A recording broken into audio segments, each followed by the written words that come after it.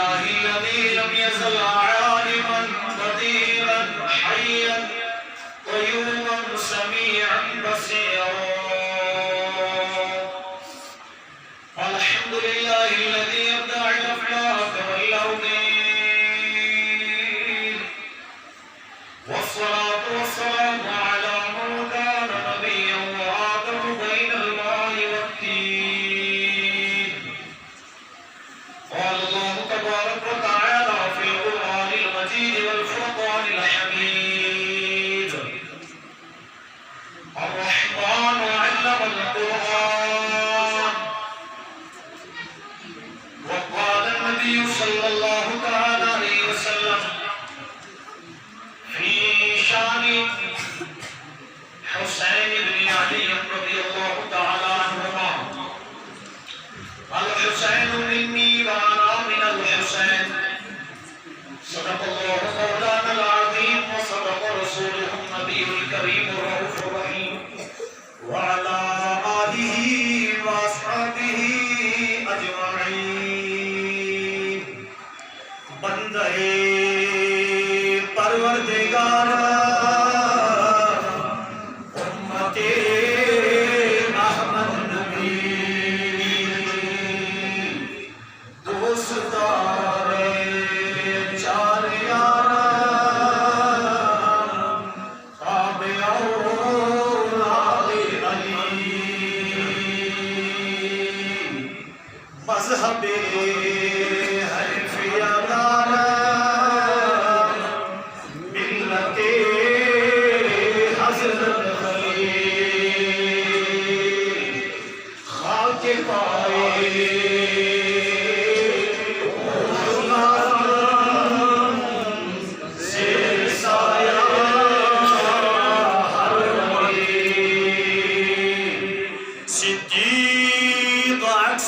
حسن کمال محمد و فاروق سل جاؤ جلال محمد.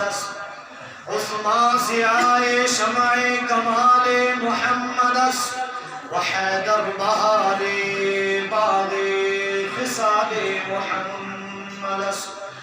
اسلام ماء طاعت خلفائے راشدین، ایمان ماں محبت آل محمد. لیطفی بها حر البواء الحاتمہ المصطفیٰ والمرتضیٰ وابناہما والفاطمہ. تمام تعریفیں اس اللہ تعالیٰ کے لیے جس اللہ رب العزت نے ہم سب کو انسان بنایا، اور تمام تعریفیں اس اللہ تعالیٰ کے لیے جس اللہ رب العزت نے ہم سب کو مسلمان بنایا، اور تمام تعریفیں اس اللہ رب العزت کے لیے جس خالق کائنات اور مالک کائنات نے ہم سب کو اس بابرکت مجلس میں جمع ہونے کی توفیق عطا فرمائی. اللہ رب العزت ہم سب کا جمع ہونا قبول فرمائے اور ہم سب کی حاضری قبول فرمائے. اور اس کے بعد لا تعداد درود و سلام ہو بر ذات محمد عربی صلی اللہ علیہ وسلم، جو کائنات کی کامیابی کی ضمانت ہے. اگر رسول پاک تشریف نہ لاتے تو کائنات کے اندر کوئی امن کی جگہ نہ ہوتی، کوئی امن کا مقام نہ ہوتا، کوئی امن کی بات کہیں نہ ہوتی. اگر رسول پاک تشریف نہ لاتے کائنات کے اندر گر سکون ہے، گر بہار ہے، گر خوشحالی ہے، تو یہ سارا کچھ بوسیلہ جناب محمد رسول اللہ صلی اللہ علیہ وسلم، حضور نبی کریم صلی اللہ علیہ وسلم کے وجود مسعود کی برکت ہے کہ آج سورج طلوع ہو رہا ہے اور حیوانات سانس لے رہے ہیں. کائنات کا ذرہ ذرہ اپنی آن بان شان کے ساتھ موجود ہے. انت فیہم کا پیغام گواہ ہے کہ حضور آپ ہیں تو جہاں ہے، حضور آپ ہیں تو جہاں ہے. اسی لیے تو امام الکلام کلام الامام نے فرمایا تھا کہ جان ہے وہ جہان کی، جان ہے تو جہان ہے. جان ہے تو جہان ہے۔ آئیے سارا مجموع محبت کے ساتھ درود و سلام پڑھے، لیکن عاشقان رسول کی طرز پر اس انداز میں محبت کے ساتھ سارے لوگ جھوم کر پڑھیں گے۔ بزرگ، نوجوان، بچے سارے محبت کے ساتھ مل کر پڑھیں گے۔ اللہ تبارک و تعالی رحمتوں کا نزول فرمائے گا۔ اور جو درود و سلام پڑھنا ایک رسم سمجھتے ہیں، ایک رواج سمجھتے ہیں، ان تک یہ بات پہنچنی چاہیے کہ درود و سلام پڑھنے والے کے لیے اللہ کے حبیب نے کیا فرمایا۔ اللہ کے حبیب علیہ السلام فرماتے ہیں من صلی علیہ صلاۃ واحدۃ صلی اللہ علیہ عشر صلوات وحطت عنہ عشر خطیات ورفعت له عشر درجات۔ اللہ کے حبیب فرماتے ہیں کہ جو بندہ مجھ پر ایک بار درود و سلام پڑھتا ہے، اللہ رب العزت اس پر 10 رحمتیں نازل فرماتا ہے اور اس کے 10 گناہ معاف فرماتا ہے اور اس کے 10 درجات بلند فرماتا ہے۔ اب درود و سلام پڑھنے کے لیے کوئی شرمائے گا نہیں۔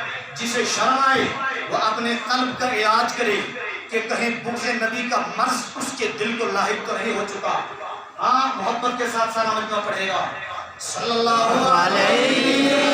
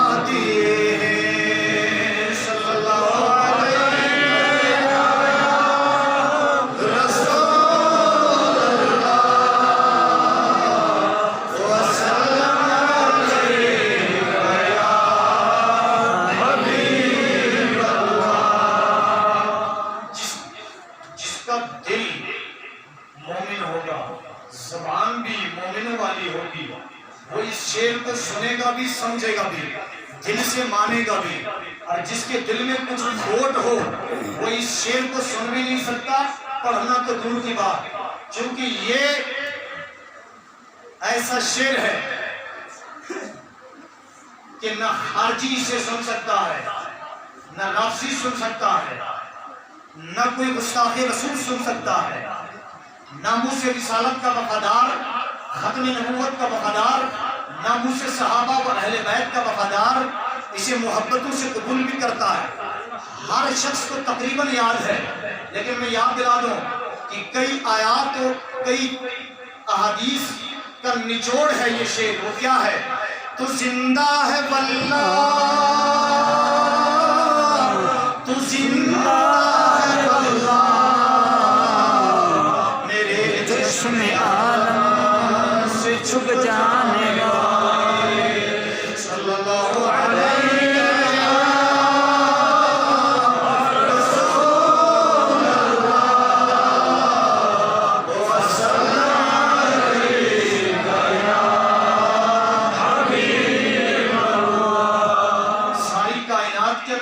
چمک ہے یہ حضور کے صدقے ہے، ساری کائنات کے اندر جو روشنی ہے یہ حضور کے صدقے ہے۔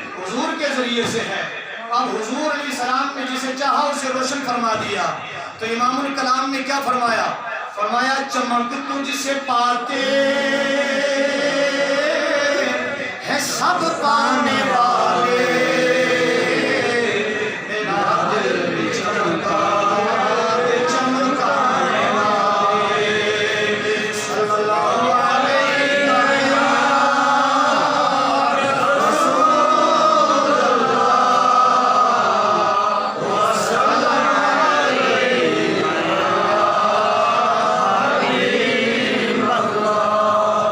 مجلس میں آئے خوش نصیبوں، بالخصوص اس مجلس کا اہتمام و انتظام کرنے والے محب گرامی حافظ ارشاد صاحب اللہ اور محترمی جناب محترم حافظ سلیمان صاحب اور مولانا عاشق صاحب اور دیگر اس مسجد کے امام صاحب گلزار صاحب اور تمام بستی والوں، ماں بہنوں، بچیوں، یقیناً آپ لوگوں کے لیے ایک تاریخی دن ہے. غالباً اس طرح کی کانفرنس آپ پہلی بار منعقد کر رہے ہیں، اس سے پہلے کرتے رہے ہوں گے لیکن مجھے یاد نہیں ہے. اور اس مجلس میں کئی جگہوں سے وابستہ علماء کرام، مقدس جگہوں سے وابستہ علماء کرام بھی علماء کے اسٹیج ہوئے. مولانا ناظر رضا اصلاحی صاحب مدلل اور مفصل گفتگو فرما رہے تھے. اشرف صاحب تھے، مشتاق احمد نظامی صاحب سے اللہ تشریف رکھتے ہیں. تمام مجلس میں بیٹھے خوش نصیبوں، یقین کریں کہ اگر کوئی امید قوی کے ساتھ اس مجلس میں آئے گا تو اللہ تعالیٰ اس کے دل کو زندہ فرمائے گا. امید قوی ہونی چاہیے کیونکہ یہ مجلس بڑی اہم، بڑی برکت والی مجلس ہے. مجلس میں مکان کو نہیں دیکھا جاتا، مکان کو نہیں دیکھا جاتا وہ جگہ کیسی ہے، افراد کو نہیں دیکھا جاتا لوگ کتنے تھے، لوگوں کو نہیں دیکھا جاتا، تعداد نہیں دیکھی جاتی، مقام جگہ کو نہیں دیکھا جاتا تو بنا و سنگار کیسا تھا. اپنے مقام پر تو یہ مسجد ہے سب سے بہتر جگہ، لیکن ان ساری چیزوں کو نہیں دیکھا جاتا. مجلس کی نسبت دیکھی جاتی ہے، تعلق دیکھا جاتا ہے. اس مسجد میں جو یہ آج کی مجلس ہے اس کی نسبت ہے قرآن اور اہل بیت. سبحان اللہ. یہ آپ کی نظروں کے سامنے ہوگا یہ بینر، اس کے اوپر لکھا ہے، آپ ذرا توجہ کیجئے، لکھا ہے قرآن و عظمت قرآن و اہل بیت. اہل بیت اور قرآن عظیم کی عظمت کتنی پیاری نسبت ہے، کتنی مخصوص نسبت ہے. صبح سے آپ شہداء کربلا، امام عالی مقام اور ان کے رفقا کے تعلق سے بڑی شرح و بسط کے ساتھ سماعت فرما رہے تھے. لیکن اگر شام کو چھوٹے بچوں سے یا بڑوں سے پوچھا جائے کہ یہ امام حسین تھے کون اور یہ امام حسین میدان کربلا میں کرنے کیا گئے تھے، سارے یہی سنا رہے ہیں اور سنانا چاہیے منظم اور مہذب الفاظ میں کہ امام حسین کی شہادت ہوئی، ان کے رفقا شہید ہوئے، علی اصغر شہید ہوئے، علی اکبر شہید ہوئے. لیکن امام حسین تھے کون اور یہ میدان کربلا کی طرف گئے کیوں تھے؟ تھوڑا سا اس کو سمجھانے کی کوشش کرو اس امید پر کہ آپ لوگ یاد رکھیں گے کہ آج کی مجلس کا جو عنوان ہے اس عنوان کا حق بھی ادا کرنے کی کوشش کی جا رہی ہے تاکہ یاد رہے آپ لوگوں کو کہ اصل بات تھی کیا. حضور علیہ السلام کی جتنی بیٹیاں ہیں وہ آل رسول ہیں، جتنی بیٹیاں ہیں وہ سب آل حضور کی آل ہے. حضور علیہ السلام کی جو بنات ہیں، بیٹیاں ہیں، ان کی نسل سے جتنے بھی گھرانے چلے وہ سارے کے سارے اہل بیت کہلاتے ہیں. وہ سب اہل بیت ہیں، آل رسول جس کو کہتے ہیں. لیکن حضرت فاطمہ الزہرا رضی اللہ تعالی عنہا کہ لگتے جگر حضرت امام حسین امام علی مقام کے تعلق سے آپ بڑی توجہ سے سن رہے ہیں. اس سے قبل تھوڑا سا میں ایک ورق پیچھے پڑھ لوں. حضور علیہ الصلوۃ والسلام بظاہر دنیا سے تشریف لے جاتے ہیں، خلافت کے تخت پر، مقدس تخت پر، امیر المومنین کے منصب پر منتخب فرماتے ہیں حضرت صدیق اکبر رضی اللہ تعالیٰ عنہ. اور سے سنیے گا، حضرت صدیق اکبر رضی اللہ تعالیٰ عنہ بظاہر جب دنیا سے تشریف لے جاتے ہیں، متفقہ طور پر خلافت مقدس تخت پر حضرت صدیق اکبر رضی اللہ تعالیٰ عنہ کی جگہ حضرت عمر فاروق رضی اللہ تعالیٰ عنہ تشریف فرما ہوتے ہیں. حضرت عمر فاروق رضی اللہ تعالیٰ عنہ بظاہر جب دنیا سے تشریف لے جاتے ہیں، حضرت عثمان غنی رضی اللہ تعالیٰ عنہ تخت پر تشریف فرما ہوتے ہیں. حضرت عثمان غنی رضی اللہ تعالیٰ عنہ جب تشریف لے جاتے ہیں بظاہر دنیا سے، حضرت علی کرم اللہ تعالیٰ وجہ کریم تخت پر تشریف فرما ہوتے ہیں متفقہ طور پر. اس میں کئی چیزیں ادھر نہیں جانا چاہتا ہوں، میں مختصر اور مضبوط انداز سے نقشہ کھینچنا چاہتا ہوں تاکہ سمجھ میں آئے کہ معاملہ کیا تھا. حضرت علی کرم اللہ تعالیٰ وجہ کریم کی بظاہر دنیا سے تشریف، حضرت علی کرم اللہ تعالیٰ وجہ کریم کے دنیا سے بظاہر تشریف لے جانے کے بعد تخت پر تشریف فرما ہوتے ہیں حضرت امام حسن مجتبی رضی اللہ تعالیٰ عنہ. ایک طرف حضرت امام حسن مجتبی رضی اللہ تعالیٰ عنہ تخت خلافت پر تشریف فرما ہوتے ہیں، دوسری طرف حضرت امیر معاویہ رضی اللہ تعالیٰ عنہ تخت پر تشریف فرما ہوتے ہیں. کچھ معاملات بنتے ہیں جس کے بعد حضور علیہ الصلوۃ والسلام کی بشارت کے مطابق حضرت امام حسن رضی اللہ تعالیٰ عنہ صلح فرما لیتے ہیں اور حضرت امیر معاویہ رضی اللہ تعالیٰ عنہ کو خلیفہ قرار دیا جاتا ہے. تخت مقدس تخت پر حضرت امیر معاویہ تشریف فرما ہے. بڑی توجہ سے سنیے گا، یہاں تک تو سلسلہ ٹھیک رہا. اور یہ میں بار بار بتا رہا ہوں کہ مقدس تخت، خلافت کا بابرکت تخت، امیر المومنین ہونے کا منصب، اب یہاں تک تو ٹھیک ہے.